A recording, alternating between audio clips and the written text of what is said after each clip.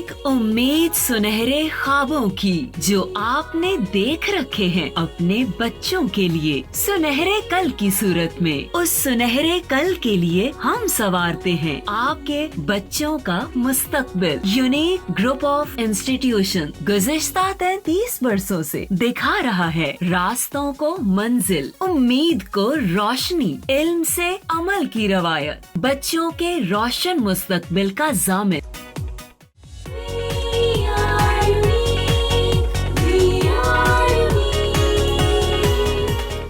बिस्मिल्लाहिर्रहमानिर्रहीम।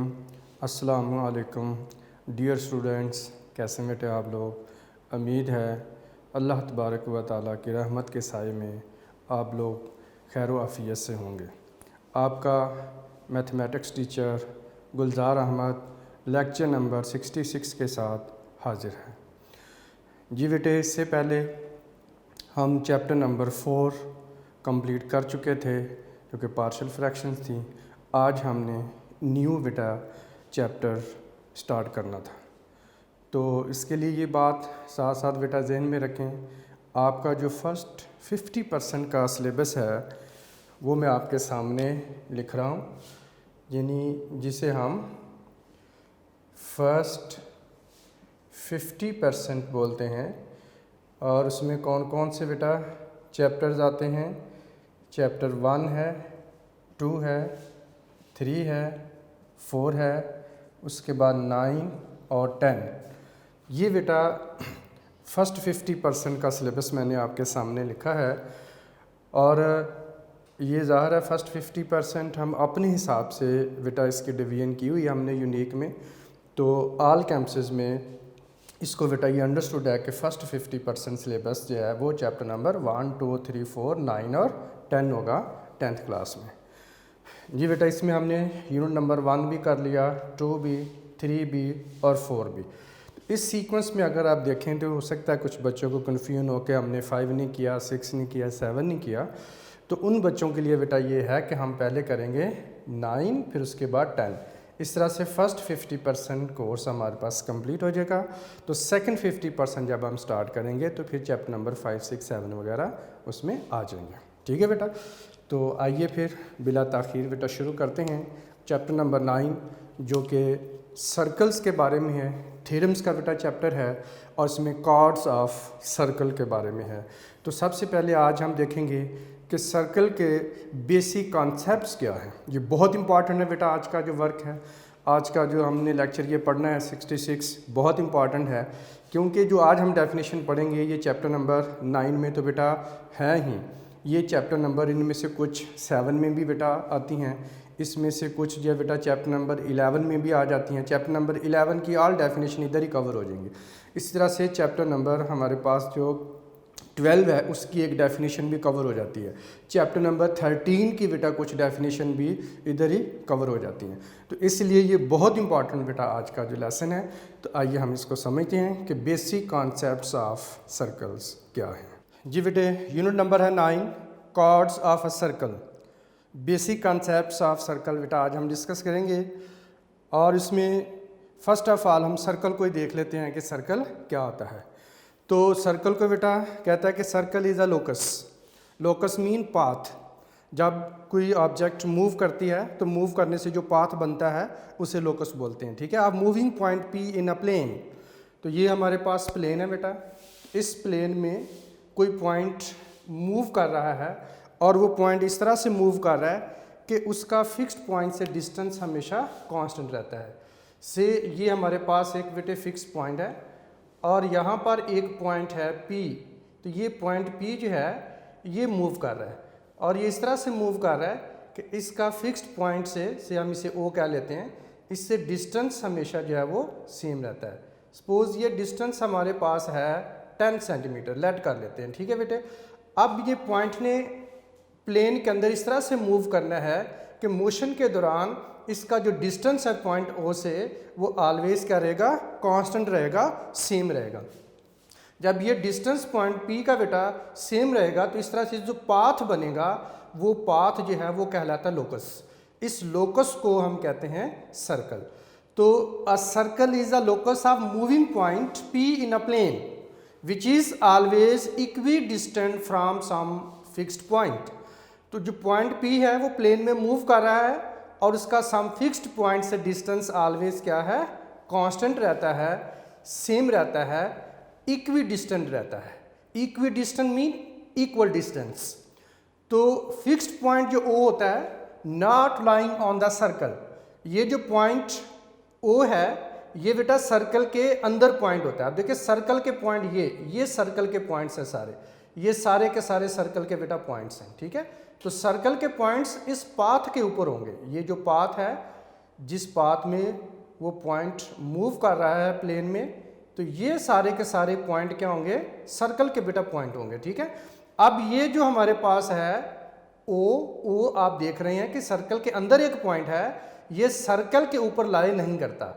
मतलब ये है हम सर्कल के सेंटर को सर्कल के पॉइंट्स में शामिल नहीं करते, और ये बल्कि सर्कल के इनसाइड एक बेटे पॉइंट होता है, फिक्स्ड पॉइंट होता है, ठीक है। अब ये जो द फिक्स्ड पॉइंट है not lying on the circle is called centre of the circle.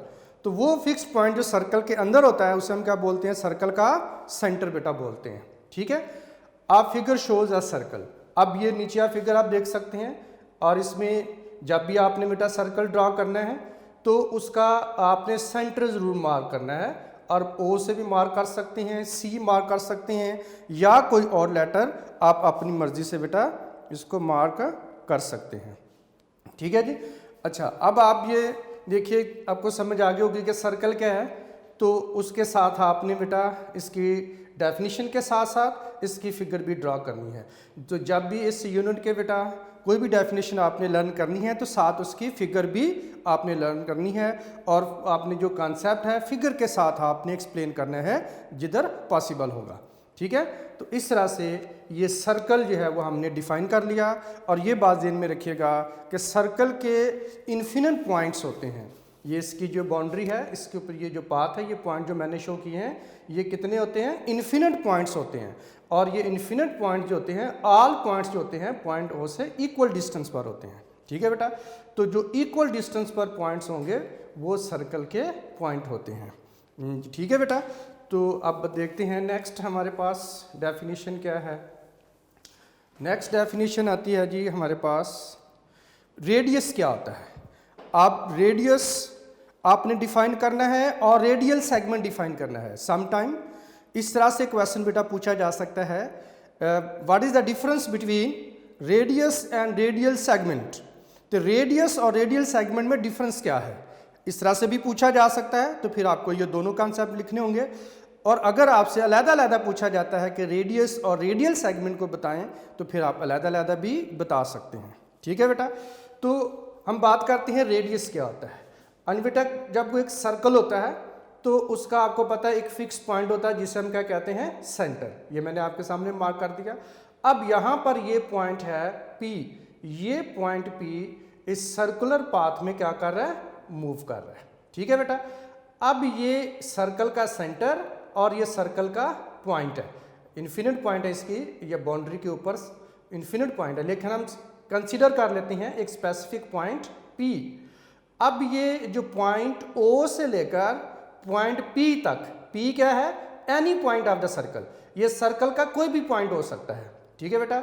इनके बिटवीन में जो डिस्टेंस है उस डिस्टेंस को बेटा रेडियस बोला जाता है। तो रेडियस बेसिकली क्या है, सर्कल के सेंटर और सर्कल के एनी पॉइंट के बिटवीन में डिस्टेंस बेटा होता है। तो इसे हम फिर कैसे डिफाइन करेंगे, द कांस्टेंट डिस्टेंस। अब चूंकि ये जितने भी पॉइंट्स होते हैं सर्कल के, वो सर्कल के सेंटर से इक्वल डिस्टेंस पर होते हैं और वो डिस्टेंस हमेशा कांस्टेंट डिस्टेंस होता है। तो इसलिए जब हम इसे बेटा डिफाइन करेंगे तो क्या कहेंगे, the constant distance. Constant distance कौन से वाला डिस्टेंस, किनके बिटवीन में, between the centre and any point of the circle is called radius of the circle. यानी सर्कल के सेंटर और सर्कल के एनी पॉइंट के बिटवीन में जो डिस्टेंस है, that distance is a constant distance, और उस कांस्टेंट डिस्टेंस को हम कहते हैं रेडियस ऑफ द सर्कल। अब उसके बाद अब मजीद इसमें बेटा जो आप ऐड कर सकते हैं कि रेडियस ऑफ जो सर्कल होता है is equal to the half of the diameter. और ये हमें पता है कि रेडियस सर्कल का डायमीटर के हाफ के बेटा इक्वल होता है। ठीक है जी, तो इस तरह से आप इसको डिफाइन कर देंगे बेटा रेडियस को। अब रेडियल सेगमेंट को हम देखते हैं कि रेडियल सेगमेंट हमारे पास जो है वो क्या होता है। जी बेटा, रेडियल सेगमेंट में, रेडियल सेगमेंट जैसे नाम से ही जाहिर हो रहा है, segment mean a line segment. ये एक लाइन सेगमेंट है जो क्या करती है, सर्कल के सेंटर को सर्कल के किसी पॉइंट के साथ ज्वाइन करती है। आपने सर्कल के सेंटर को सर्कल के किसी पॉइंट के साथ, से कोई पॉइंट P है हमारे पास, तो हमने क्या करना है, सर्कल के सेंटर O को और ये पॉइंट P के साथ हमने ज्वाइन कर देना है। तो इस तरह से जो हमारे पास OP एक लाइन सेगमेंट बनी है, तो आपको पता है लाइन सेगमेंट के दो एंड पॉइंट बेटा होते हैं, एक एंड सेंटर पर होगा और दूसरा एंड सर्कल के किसी पॉइंट के ऊपर होगा। तो ये हमारे पास जो लाइन सेगमेंट है जो क्या कर रही है, जो सर्कल के सेंटर को सर्कल के किसी पॉइंट के साथ ज्वाइन कर रही है। तो इस लाइन सेगमेंट को बेटा हम बोलते हैं रेडियल सेगमेंट।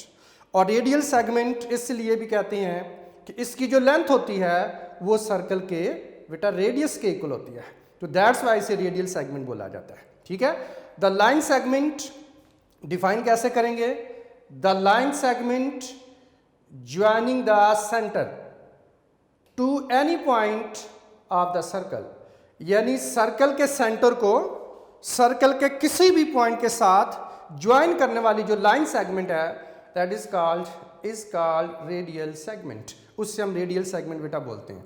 अब एक सर्कल के इन्फिनिट रेडियल सेगमेंट्स बेटा हो सकते हैं, क्योंकि मैंने अभी आपको बताया कि एक सर्कल के कितने पॉइंट्स होते हैं, इन्फिनिट पॉइंट्स बेटा होते हैं। अब यहाँ पे ये डिफरेंट पॉइंट्स हैं। अब सर्कल के पॉइंट्स को सेंटर के साथ ज्वाइन करते जाएं, देखें इस तरह से। अब ये इन्फिनिट पॉइंट्स हैं चूंकि सर्कल के, तो इस तरह से जब आप ज्वाइन करते जाएंगे तो आपके पास इन्फिनिट रेडियल सेगमेंट्स बन जाएंगे। अब जितने भी रेडियल सेगमेंट बेटा इसके होंगे, ये ऑल रेडियल सेगमेंट है। आप इसे आप कह लें ABCDE एंड सो ऑन, और भी लिखे जा सकते हैं यहाँ पे। ठीक है, तो बहरहाल ये जितने भी रेडियल सेगमेंट है, मीन ऑल रेडियल सेगमेंट, ये सारे के सारे लेंथ में इक्वल होते हैं, इसलिए कि सारे के सारे सर्कल के सेंटर को सर्कल के किसी पॉइंट से ज्वाइन करते हैं और सर्कल के सेंटर और पॉइंट के बिटवीन में डिस्टेंस कांस्टेंट होता है और सेम रहता है, इक्वल डिस्टेंस रहता है। तो दैट्स वाई इनकी लेंथ भी सारों की क्या हो जाएगी, इक्वल हो जाएगी। तो all radial segment of the same circle are equal in length. और इसके साथ जो आपने अटैच करनी दूसरी बात रेडियल सेगमेंट के बारे में, कि सर्कल के इन्फिनिट रेडियल सेगमेंट्स बेटा हो सकते हैं एक ही सर्कल के, और वो सारे के सारे लेंथ में इक्वल होंगे, लेकिन कंडीशन क्या है, सेम सर्कल होना चाहिए। एक ही within the same circle all radial segment length में इक्वल होते हैं। ये आपने दूसरी बात साथ बता देनी है। अब उसके बाद आपने फिगर ड्रा करनी है। जैसे ही आपके सामने फिगर ड्रा हुई है, तो आपने ये वाली फिगर ड्रा करनी है और उसके बाद आपने बता देना है इन फिगर OP। अब OP लाइन सेगमेंट है, तो ये हम लाइन सेगमेंट का सिंबल इसके ऊपर डाल देंगे। ठीक है, अब ये हमारे पास हो जाएगा जी OP, ये लाइन सेगमेंट का बेटा सिंबल होता है, इज रेडियल सेगमेंट। तो फिगर को साथ अटैच कर देंगे। अब बता देंगे कि फिगर में कौन से वाला पोर्शन रेडियल सेगमेंट है, OP रेडियल सेगमेंट है। OP एक लाइन सेगमेंट है जो किसके इक्वल है, सर्कल के रेडियस के इक्वल है।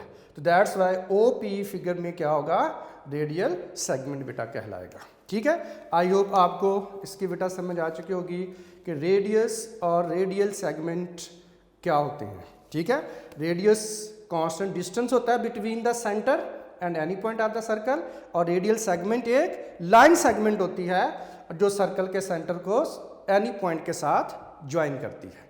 ठीक है बेटा, आप इसे यूं भी कह सकते हैं, समटाइम बच्चे कंफ्यूज होते हैं कि इसका क्या डिफरेंस होगा, क्या मतलब होता है इसका। तो उसके लिए बेटा मसलन ये है, फॉर एग्जांपल में हम कहते हैं कि measurement OP is equal to है 10 सेंटीमीटर।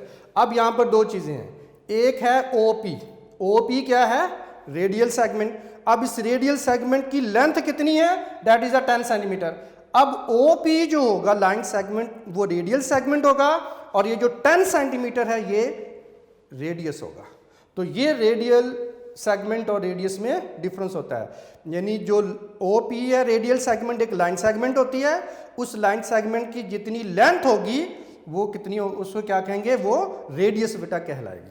ठीक है, तो अब आई होप आपको रेडियस और रेडियल सेगमेंट का डिफरेंस भी समझ आ चुका होगा। अगर डिफरेंस पूछा जाता है तो दोनों को बेटा लिखना होगा, और अगर 1 बाय 1 डेफिनेशन पूछी जाती है डिफाइन रेडियस तो फिर आप अलग-अलग भी बता सकते हैं, लेकिन आपने साथ फिगर को अटैच करते जाना है।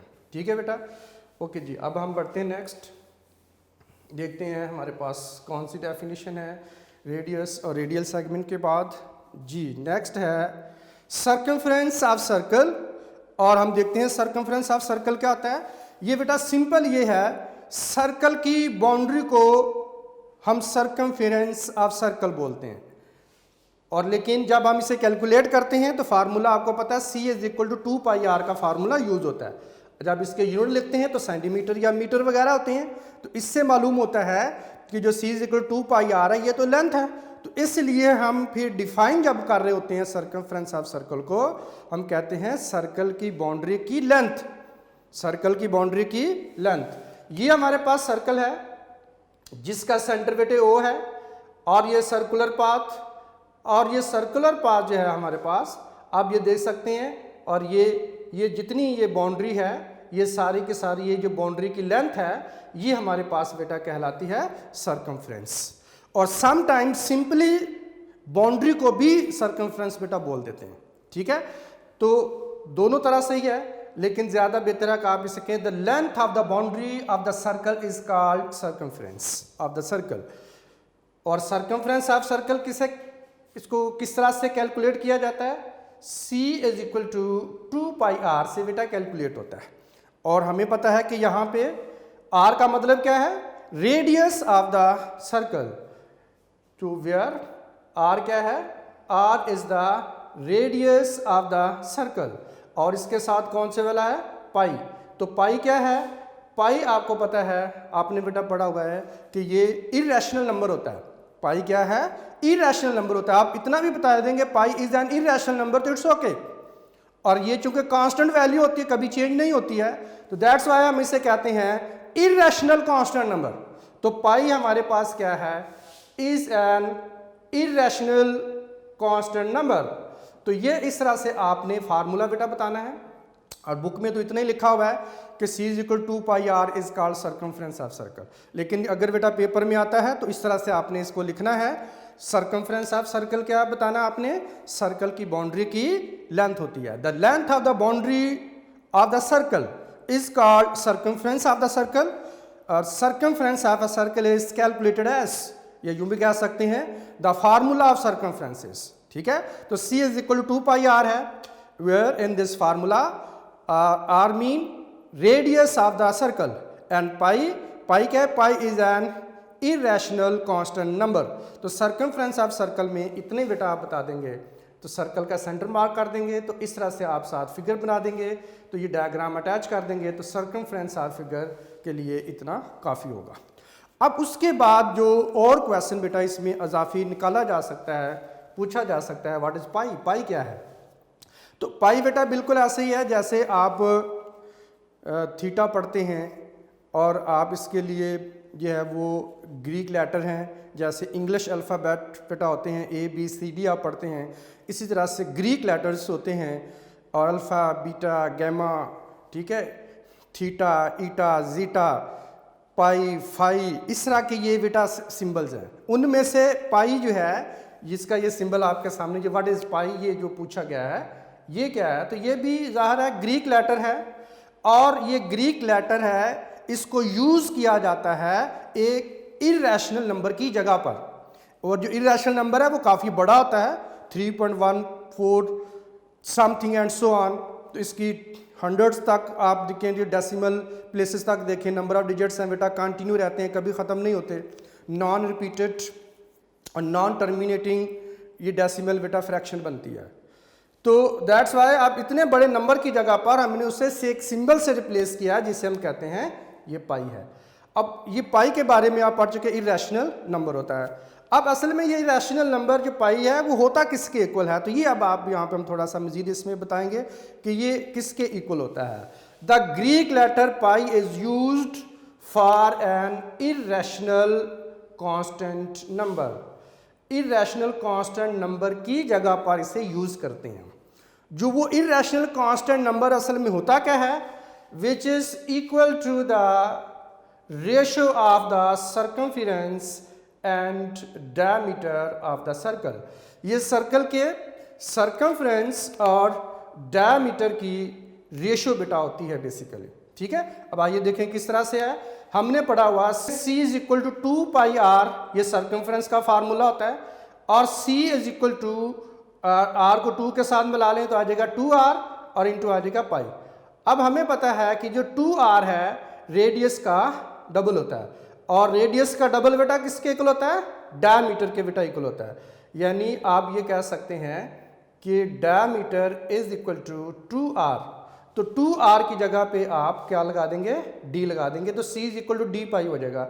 अब d इधर मल्टीप्लाई है, दूसरी तरफ जाकर डिवाइड कर देंगे, आ जाएगा c over d is equal to pi, और pi is equal to c over क्या आ जाएगा, d आ जाएगा। यानी आप ये कह सकते हैं कि पाई जो हमारे पास है c ओवर d के इक्वल है। अब यहाँ c का मतलब क्या है, सर्कमफ्रेंस ऑफ द सर्कल, और d का मतलब क्या है, डायमीटर ऑफ द सर्कल।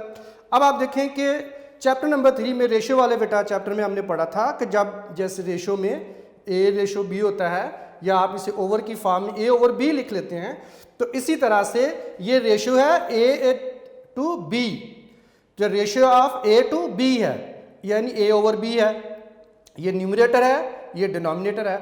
इसी तरह से ये c ओवर d है, तो ये असल में क्या है, रेशियो है c और d की, यानी circumference and diameter of circle की।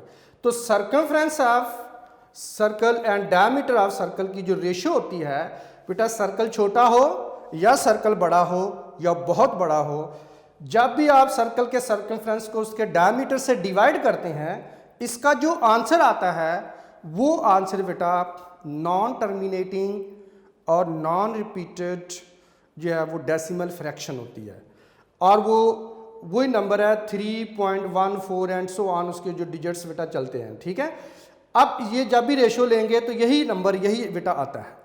अब इस कांस्टेंट नंबर को शो करने के लिए कि आप ये कह लें 3.142 एंड सो ऑन, इस तरह से नंबर बेटा आते हैं। ठीक है, तो ये चलते रहते हैं आगे नंबर। तो अब ये जो नंबर ये बेटा चल रहे हैं सो ऑन हैं, तो अब इतने बड़े नंबर को याद रखने के लिए हम क्या करते हैं, इसकी जगह पे हम एक सिंबल यूज कर लेते हैं, यानी हम कह देते हैं कि ये पाई के इक्वल है। यानी बात समझ आ गई बेटे। तो इस तरह से जो पाई है बेसिकली इस इर्रेशनल कांस्टेंट नंबर की जगह पे हम एज ए सिंबल यूज कर रहे होते हैं पाई को, जो कि रिप्रेजेंट करता है एक ऐसी फ्रैक्शन को जो कि नॉन टर्मिनेटिंग है और नॉन रिपीटेड है। तो इस तरह से बेटा ये पाई को जब हम डिफाइन करते हैं तो फिर यही कहते हैं कि पाई एक्चुअली क्या है, इर्रेशनल कांस्टेंट नंबर है which is equal to the ratio of the circumference and diameter of the circle. तो आई होप अब आपको पाई की बेटा समझ आ चुकी होगी कि पाई एक हमारे पास नंबर है और जो कि इर्रेशनल है, कांस्टेंट नंबर है, और ये रेशियो के इक्वल होता है circumference and diameter of the circle. तो आई होप आपको इसकी बेटा समझ आ चुकी होगी। जब नेक्स्ट देखते हैं बेटा आर्क ऑफ सर्कल क्या होती है। आर्क जो होती है, जब आप बेटा सर्कल को ड्रा करते हो तो किस तरह से बेटा सर्कल को हम ड्रा करते हैं कि आर्क लेकर मुनासिब सी कंपास आप खोलते हैं। अब ज़रा गौर कीजिएगा मेरे हाथ की तरफ, तो आप क्या करते हैं, इस तरह से एक छोटी सी ये इस तरह से बनाते हैं, तो हम कहते हैं कि हमने क्या किया है, एक आर्क ड्रा कर ली है। अब जब कहते हैं आर्क ड्रा करें तो हम कंपास खोल के मुनासिब सी, तो आप इसको इस तरह से एक लाइन बनाते हैं, इसे हम कहते हैं आर्क लगा दिया हमने। तो बेसिकली आप ज़रा गौर कीजिए, अगर हम इसको कंप्लीट रोटेट कर देते तो कंप्लीट रोटेशन से हमारे पास क्या बनता, कंप्लीट रोटेशन से क्या बनना था, सर्कल बनना था। ठीक है बेटा। अब देखिए हमने चूँकि कंप्लीट रोटेट नहीं किया, हमने क्या किया है, थोड़ा सा रोटेट किया है, तो हम ये कह सकते हैं कि हमने सर्कल का थोड़ा सा पार्ट बनाया है। अभी कंप्लीट सर्कल नहीं बनाया बल्कि थोड़ा सा पार्ट बनाया है। तो दैट्स वाई जो आर्क होती है हम इसे कहते हैं एनी पार्ट और पोर्शन ऑफ द सर्कल। तो सर्कल का मतलब उसकी बाउंड्री के ऊपर आप देख सकते हैं। अब ये फिगर आपके सामने बनी हुई है, ये सर्कल है जिसका सेंटर बेटा O है और इसके ऊपर सर्कल के ऊपर एक स्पेसिफिक पोर्शन आप ले लेते हैं, ये 2 पॉइंट ले लें और इन दोनों पॉइंट्स के दरमियान में ये जो रीजन है हाईलाइट कर देते हैं आप। और ये जो हमारे पास रीजन है ये क्या कहलाता है, आर्क है। अब देखते हैं कि ये पूरे सर्कल का क्या है, थोड़ा सा पार्ट है या थोड़ा सा पोर्शन है।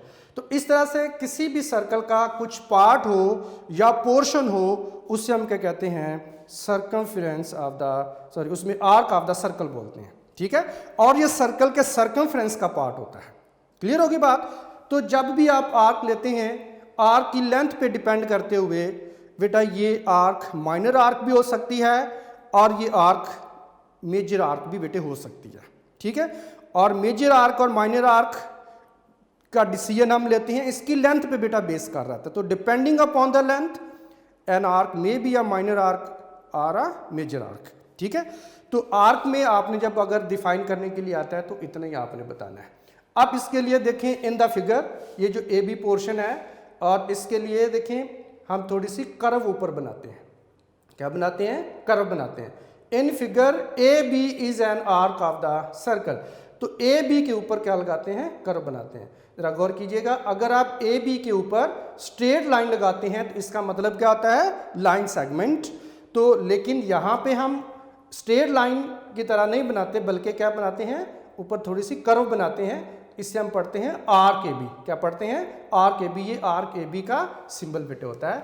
तो इस तरह से अब आप फिगर बनाएंगे तो फिगर के साथ आप लिख देंगे in figure A B is an arc of the circle. तो इस तरह से आर्क को बेटा हम डिफाइन करते हैं, any part or portion of the circumference of circle. Any part or portion, किसका portion, of the circumference of the circle. Circle के सर्कमफ्रेंस का यानी उसकी बाउंड्री का थोड़ा सा पार्ट ले लें, थोड़ा सा पोर्शन ले लें, उसे हम क्या कहते हैं, आर्क ऑफ द सर्कल। उसे सर्कल के आर्क बोलते हैं। Depending upon the length, length पे डिपेंड करते हुए एन आर्क में बी अ माइनर आर्क और अ मेजर आर्क। तो आर्क लेंथ पे डिपेंड करते हुए माइनर भी हो सकती है और मेजर भी हो सकती है। साथ फिगर बनाएंगे और नीचे ये सेंटेंस आप लिख देंगे। तो इस तरह से ये बेटा डेफिनेशन कंप्लीट हो जाएगी, ठीक है जी बेटा। अब आते हैं नेक्स्ट, देखते हैं कौन सी बेटा डेफिनेशन है हमारे पास कि मेजर आर्क और माइनर आर्क कौन से वाली होती हैं और मेजर आर्क माइनर आर्क को किस तरह से डिफाइन किया जा सकता है, या what is difference between minor arc and major arc, differentiate between minor arc and major arc. तो आपने उसको डायग्राम से इलिस्ट्रेट भी करना होता है, एक्सप्लेन भी करना होता है। तो दैट्स वाई अब आपके सामने है जी, ठीक है जी। तो बेटा इसकी हम आर्क की लेंथ को कंपेयर करते हैं सेमी सर्कल के साथ।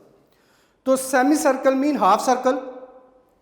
अगर कोई आर्क हमारे पास इतनी बड़ी हो या उसकी इतनी लेंथ हो कि सेमी सर्कल की लेंथ से कम हो या हाफ सर्कल की लेंथ से कम हो तो उससे हम बोलते हैं ये माइनर आर्क है। और अगर हमारे पास आर्क इतनी बड़ी हो कि उसकी लेंथ हाफ सर्कल से ज्यादा हो जाए, सेमी सर्कल से ग्रेटर हो जाए, उसे हम बेटा बोलते हैं मेजर आर्क। उसे क्या बोलते हैं, मेजर आर्क। अब इसे यूं डिफाइन आप कर सकते हैं, एन आर्क, ये एक आर्क है, हुज लेंथ, जिसकी लेंथ क्या होगी, is less than the length of semi circle. ऐसी आर्क जिसकी लेंथ सेमी सर्कल की लेंथ से लेस हो इज कॉल्ड माइनर आर्क। उसे माइनर आर्क बेटा बोलते हैं। अब देखिए ये मेरे पास जो डायग्राम बेटा बनी हुई है और ये सर्कल है और इसका ये कुछ पोर्शन है, ये इसका सर्कल का सेंटर आपने मार्क कर लेना इस तरह से। अब इसे हम कहते हैं कि ये हमारे पास ए है और ये पॉइंट हमारे पास क्या है, बी है। अब ये जो पोर्शन है, अब देखिए ये आर्क हमने लिए ना, थोड़ा सा पोर्शन लिया हमने सर्कमफ्रेंस के ऊपर और ये एक आर्क है। अब इस आर्क की जो लेंथ है वो सेमी सर्कल से लेस है। इसकी लेंथ सेमी सर्कल से किस तरह से लेस है, हमें कैसे पता चलेगा। मैं ये करता हूँ कि इस ओ बी वाली लाइन को मैं जरा थोड़ा पीछे की तरफ प्रोड्यूस कर देता हूँ।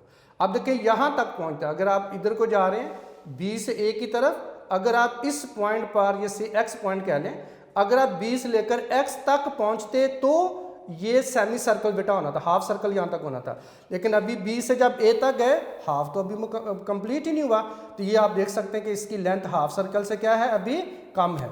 तो इस तरह से ये हमारे पास ए बी क्या होगी, माइनर आर्क होगी। तो इसी तरह से आप यूं भी कह सकते हैं, अगर आप ए से बी की तरफ आ रहे हैं तो आप ए को आगे की तरफ प्रोड्यूस कर लें, इससे अब ये एक्स है। अब ए से बी को क्रॉस करके आगे एक्स पर जाते तो सेमी सर्कल होना था ना, अब ए से बी तक आए, अभी सेमी सर्कल तो कंप्लीट हुआ ही नहीं, तो ये इसकी लेंथ तो सेमी सर्कल से लेस आ रही है, इसलिए ये हमारे पास क्या होगी, माइनर आर्क होगी। इसे हम कहेंगे ये माइनर आर्क है। तो ये ए बी यहाँ पर बेटा हमारे पास क्या होगी, माइनर आर्क होगी। तो इस तरह से आपने बेटा जी एक फिगर बनानी है, डायग्राम बनानी है, और इस तरह से बना के आपने साथ शो कर देना है कि ये माइनर आर्क है। In figure A B is a minor arc. तो इस फिगर में जो ए बी है वो किसको रिप्रेजेंट कर रहा है बेटा, माइनर आर्क। अब यहाँ तक ये डायग्राम अब आप कंप्लीट होगी। अच्छा ये बात ध्यान में रखें, डायग्राम जो है वो खुद बेटा मैंने यहाँ पे जो पॉइंट कुछ मिस किए हुए ताकि समझाते हुए वो मैंने लिखने थे, वो मैं साथ साथ लिख रहा हूँ। जब ये लिख लेता हूँ तो उसके बाद आपने बेटा इसको नोट करना है, ठीक है। तो ये ना कि उससे पहले आपने नोट किया और यहाँ पर देखिए कुछ भी नहीं लिखा हुआ, सेंटर ए बी वगैरह नहीं लिखा हुआ, ना ए और बी एंड पॉइंट लिखे हो। तो ये मैंने साथ जब समझा रहा हूँ आपको एक्सप्लेन कर रहा हूँ तो बेटे तब लिखने मैंने, तो जब ये कंप्लीट हो जाए तब आपने इसको नोट करना है, ठीक है। अब ये हमारे पास ये कंप्लीट है डायग्राम। अब ये किसकी होगी, माइनर आर्क की। अब आते हैं मेजर आर्क। तो मेजर आर्क वो होती है, नाम से जाहिर हो रहा है, मेजर मीन बड़ी, किससे बड़ी, semi circles. An arc whose length, जिसकी लेंथ होगी is greater than the length of semi circle, जिसकी लेंथ सेमी सर्कल की लेंथ से ग्रेटर होगी, इज कॉल्ड मेजर आर्क, उससे मेजर आर्क बेटा कहा जाता है। अब इन फिगर आप जरा गौर कीजिएगा। अब ये सर्कल है इस तरह से, ये सर्कल का हमारे पास क्या है, सेंटर, हम इसे मार्क कर लेते हैं। अब ये हमारे पास है ए और ये बेटा हमारे पास है बी। अब जरा गौर करना आपने, अब ए से बी तक जाने के लिए बेटा दो पाथ हैं, एक तो ये पाथ है, स्मॉलर पाथ है, और ए से बी तक जाने के लिए ये एक लार्जर पाथ है, ये वाला। अब चूंकि हम बात कर रहे हैं मेजर की, तो अब जब हम अगर ये बताना चाहें कि ए बी यहाँ पर मेजर आर्क है, तो आप लिखेंगे कि ए बी मेजर आर्क है। अब ये सिंबल तो यूज होता है माइनर आर्क के लिए, तो अब कन्फ्यूजन होगी कि ये फिर माइनर आर्क है या मेजर आर्क है। तो मेजर आर्क के लिए आमतौर पर यह किया जाता है कि बेटा 3 पॉइंट्स हम यूज कर लेते हैं, 2 पॉइंट की बजाय क्या करते हैं, 3 पॉइंट यूज कर लेते हैं, जो कि पाथ को बता रहा होता है। अब हमारे पास जो है, अब इसके लिए हम यहाँ पर एक और पॉइंट ले लेते हैं, सी पॉइंट बेटा ले लेते हैं। अब हम कहते हैं ए से जाए सी पे, ए से गए हम कहाँ पर, सी पर, और फिर सी से गए हम बी पर। तो इस तरह से ए से बी तक पहुंच गए। अब ये जो लार्जर पाथ है, ये जो पोर्शन है, इसे हम कहते हैं मेजर आर्क। और मेजर आर्क के लिए ये सिंबल यूज होता है ए सी बी, जो ये बता रहा है कि ए से पहले सी पे जाएं और सी से सी कोई भी पॉइंट हो सकता है इस सर्कमफ्रेंस के ऊपर, ए से बी तक जाते हुए एनी पॉइंट, कोई भी पॉइंट बेटा आप ले सकते हैं, ठीक है।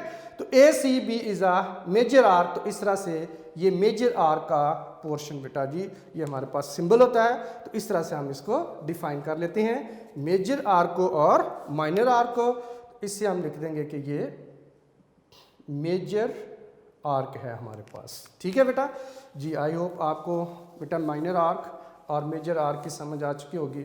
नेक्स्ट हम देखते हैं हमारे पास कौन सा कंसेप्ट है जी। नेक्स्ट है कॉर्ड ऑफ अ सर्कल। तो कॉर्ड ऑफ सर्कल और डायमीटर ऑफ सर्कल, ये डिफरेंस बिटवीन भी बेटा पूछा जा सकता है, और ये रिव्यू एक्सरसाइज में आप देखें क्वेश्चन मौजूद भी है। कॉर्ड और डायमीटर का डिफरेंस भी पूछा जा सकता है, differentiate between chord and diameter of circle, और इन्हें अलग-अलग भी पूछा जा सकता है जी। कॉर्ड क्या होती है बेटा, ये सर्कल है हमारे पास, जरा गौर से आप देखिएगा, और जिसका सेंटर क्या है, ये ओ सर्कल है, सेंटर है इसका। अब आप ए एक पॉइंट है और बी एक दूसरा पॉइंट है। अब हम क्या करते हैं कि ए को ज्वाइन कर देते हैं बी के साथ। अब हमने क्या किया, सर्कल के एक पॉइंट ए को ज्वाइन कर दिया सर्कल के दूसरे पॉइंट बी के साथ। तो इस तरह से ये ए बी एक लाइन सेगमेंट बनती है। इस लाइन सेगमेंट को बेटा कॉर्ड बोलते हैं। ये लाइन सेगमेंट क्या कर रही है, सर्कल के एक पॉइंट को सर्कल के दूसरे पॉइंट के साथ ज्वाइन कर रही है। इसलिए हम कहेंगे the line segment joining any two points of the circumference of the circle. Circle के सर्कमफ्रेंस को एनी टू पॉइंट्स, कोई से भी दो पॉइंट ले लें और उनको जो आपस में ज्वाइन कर रही होती है लाइन सेगमेंट, उससे कहते हैं chord. The line segment joining any two points of the circumference of circle with each other, आपस में ही ज्वाइन करना उनको, ठीक है, is called chord of the circle, और उसे हम कॉर्ड बोलते हैं।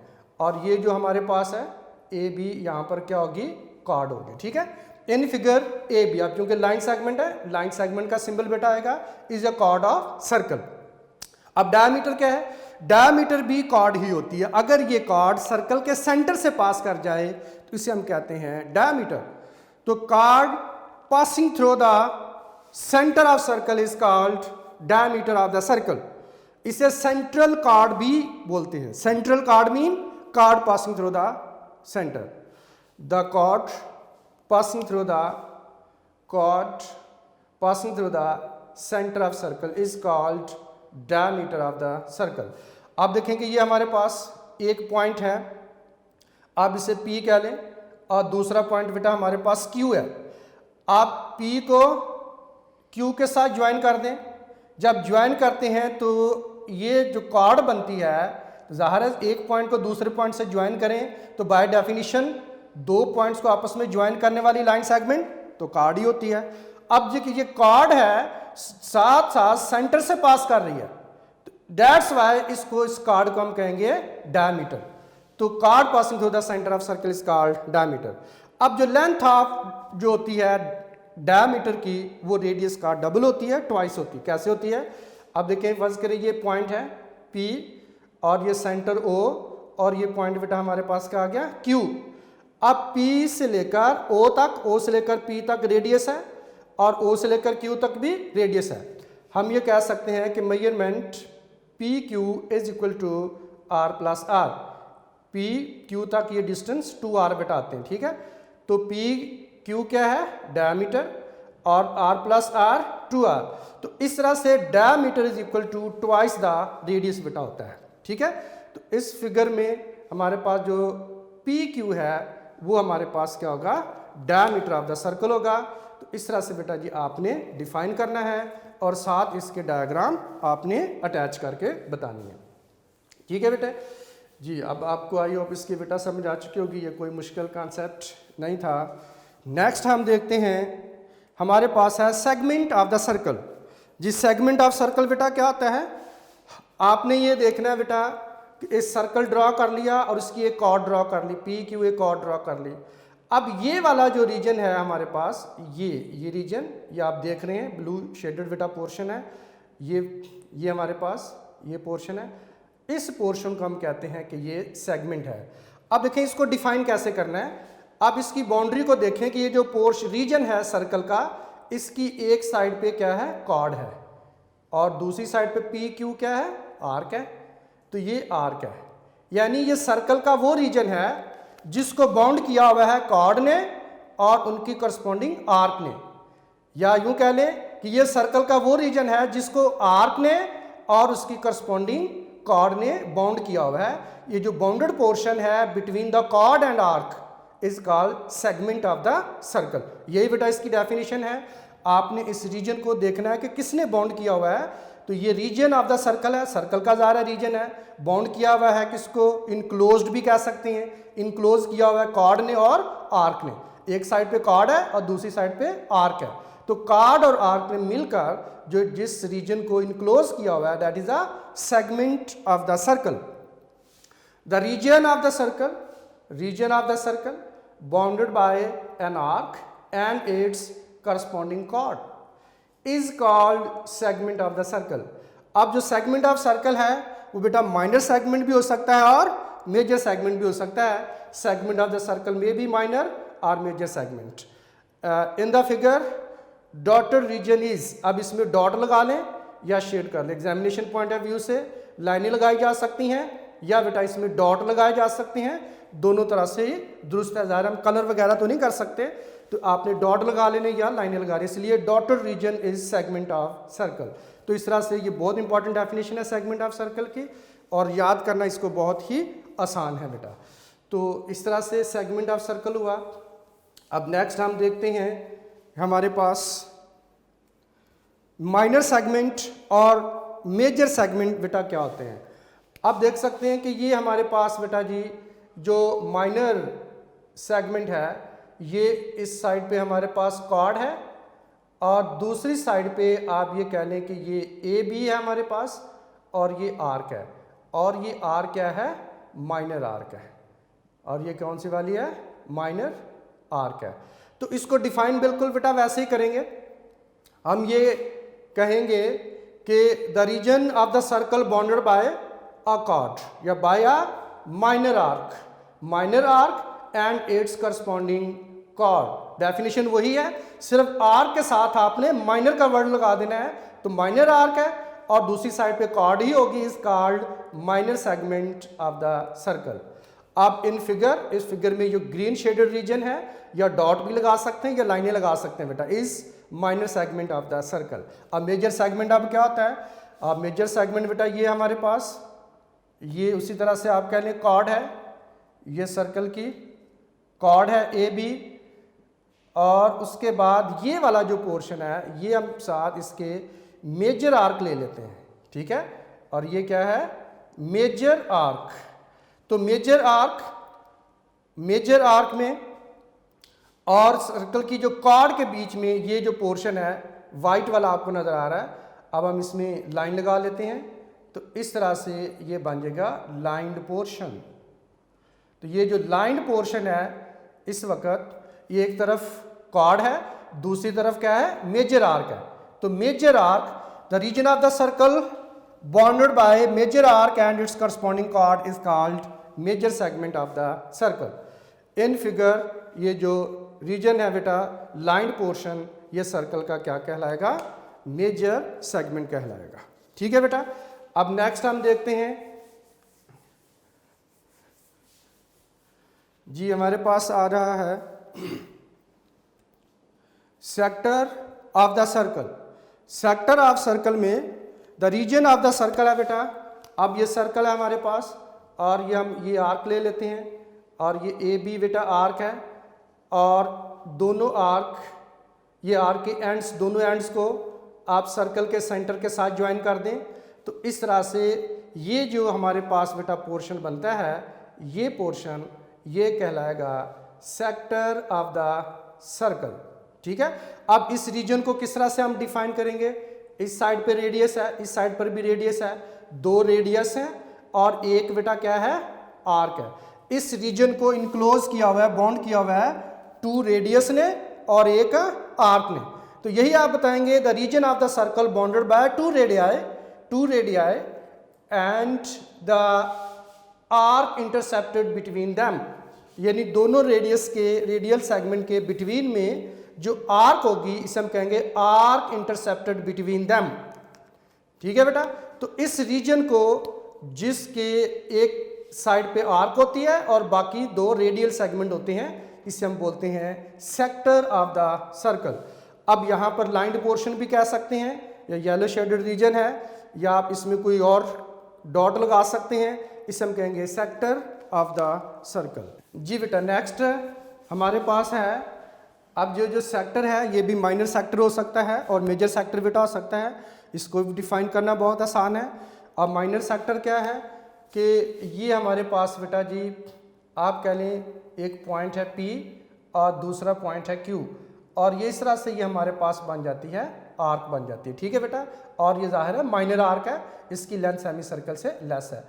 अब ये हमारे पास रेडियस है और O को आप P के साथ ज्वाइन कर दें, इस तरह से ये भी हमारे पास रेडियस है, लेकिन इस साइड पे क्या है, माइनर आर्क है, तो ये माइनर आर्क है PQ। अब ये जो रीजन है बेटा, अब इसको शेड कर लें, ये शेडेड रीजन है, यहाँ पर आप इसमें डॉट लगा लें, इसे डॉटेड रीजन कह सकते हैं, लाइक दिस, इस तरह से। और ये हमारे पास जो क्या है, ये डॉटेड रीजन, ये बेटा जी हमारे पास माइनर सेक्टर है। अब इसको डिफाइन करते हुए कैसे करेंगे, बिल्कुल वही डेफिनेशन है, सिर्फ आपने आर के साथ माइनर का वर्ड आपने लगा देना है। The region of the circle, region of the circle bounded by या इनक्लोज्ड बाय भी कह सकते हैं, 2 रेडियाई, 2 रेडियस हैं, एंड माइनर आर्क, क्योंकि इसकी एक साइड पे माइनर आर्क आ रही है, is called minor sector of the circle. इसे माइनर सेक्टर कहते हैं। अब फिगर बना लेनी है आपने, और इस फिगर में आपने ये बता देना है, in figure shaded region is minor sector of circle. Shade भी कर सकते हैं, या बेटा डॉट लगा सकते हैं, या लाइंस लगा सकते हैं, ये अब आपकी मर्जी है, जौन सा मर्जी आप बना लें। अब नेक्स्ट हमारे पास है मेजर सेक्टर ऑफ सर्कल। अब मेजर सेक्टर क्या होता है, अब मेजर सेक्टर को बेटा आपने देखना है, जाहिर है सेमी सर्कल से बड़ा होगा, ये P है हमारे पास और ये पॉइंट है Q। अब ये जो रीजन है इस साइड पे अगर हम आर्क को मिलाते हैं, यानी मेजर आर्क, मेजर वाल यानी लार्जर पाथ के अलॉन्ग जाएं, तो इसको आप इस तरह से मिला लें, ये मिला लें। इस साइड पे आप देखें रेडियस है, इस साइड पर भी रेडियस है, तो इस तरह से 2 रेडियाई हो गया, ठीक है। अब ये जो हमारे पास है, ये बेटा जी ये मेजर आर्क है, मेजर आर्क यानी P, आप इस साइड के आप कह लें, आप आर कह लें, PRQ, ये हमारे पास मेजर आर्क है। अब ये जो व्हाइट वाला पोर्शन है, इसमें आप लाइनें बेटा लगा सकते हैं या डॉट लगा सकते हैं। चलिए लाइन लगा लें, ये आपकी मर्जी है, हम लाइनें लगा लेते हैं यहाँ पे। ये जो लाइंड पोर्शन है और ये हमारे पास है major sector of the circle. Major इसलिए है कि इसकी एक साइड पे मेजर आर्क आ रही है और 2 इसके बेटा रेडियाई आ रहे हैं, ठीक है। The region of the circle, region of the circle bounded by 2 radii and major arc intercepted between them. अब जाहिर है ये दोनों एंड पॉइंट के बिटवीन में जो मेजर आर्क होगी उसको अब आपने लेना है, ठीक है। माइनर लेंगे तो माइनर सेक्टर बेटा बन जाएगा, मेजर आर्क कंसीडर करेंगे तो ये मेजर सेक्टर बन जाएगा, is called major sector of the circle. In figure lined region is major sector of the circle. तो बेटा इस तरह से आई होप आपको माइनर सेक्टर और मेजर सेक्टर की समझ भी आ चुकी होगी। बहुत सिंपल थे बेटा, कंसेप्ट था। इसको किस तरह से डिफाइन करना है, किस तरह से लिखना है, ये आपके सामने बेटा लिखा हुआ है। ये यूनिक मैथमेटिक्स नोट्स को आप यूज़ कीजिएगा। जी बेटे, आज हमने चैप्टर नंबर 9 के कुछ बेसिक कॉन्सेप्ट्स जो है वो स्टडी किए हैं, और उनके बेटा किस तरह से डिफ़ाइन करना है अगर पेपर में आता है तो लिखा हुआ बेटा मैंने स्लाइड आपको शो की है, और साथ साथ डायग्राम भी आपको कंप्लीट करके दिखा दी हैं। तो आई होप आपको बेटा इसकी समझ आ चुकी होगी। कोई मुश्किल कॉन्सेप्ट नहीं है, ये बेटा आप मिडिल क्लासेस में भी पढ़ के आते हैं, ये कोई मुश्किल कॉन्सेप्ट नहीं है, बच्चों को इजीली समझ आ जाती है। जो कुछ नई चीज़ें हैं तो वो भी इजीली अंडरस्टैंडेबल है। तो साथ आपने डायग्राम बेटा ज़रूर अटैच करनी है, डायग्राम के ज़रिए से आपने एक्सप्लेन करना है, वो मैंने आपको साथ साथ बता दिया, ठीक है। तो आज का बेटा काम कंप्लीट होता है, तो फिर बेटा मिलते हैं नेक्स्ट लेक्चर में। आज तक के लिए इतना ही, तब तक अपना बहुत सारा ख्याल रखिएगा। टेक केयर, अल्लाह हाफिज़।